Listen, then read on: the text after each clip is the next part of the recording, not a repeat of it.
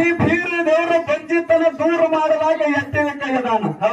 ಯಾರ ಮಕ್ಕಳಿಲ್ಲ ಕೈಗೆ ನಡ್ಕೋತೇವೆ ನೋಡು, ಆ ಭಗವಂತ ಮಕ್ಕಳನ್ನು ಫಲಸಂತಾನ ಕೊಡ್ತಾನೆ. ಯಾಕಂತ ಕೇಳಿದ್ರೆ ಸಾಕ್ಷಾತ್ ನನಗಾಗಿರ್ತಕ್ಕಂಥದ್ದು ಅನುಭವಗಳದಾವ. ಹೌದು ಹೌದು. ಆ ಬೀರ ದೇವರ ಆಶೀರ್ವಾದದಿಂದ ಕನಿಷ್ಠ ಏನಿಲ್ಲ ಅಂದ್ರೆ ಒಂದು 4 ಮಕ್ಕಳು ಹುಟ್ಟ್ಯಾವ. ಹೌದಪ್ಪ. ಯಾರ ಆಶೀರ್ವಾದ ಅಂತ? ಬೀರ ದೇವರ ಆಶೀರ್ವಾದ.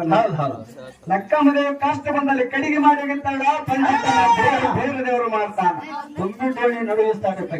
ಅದನ್ನ ಕಷ್ಟ ಬಂದಲ್ಲಿ ಕಡಿಗೆ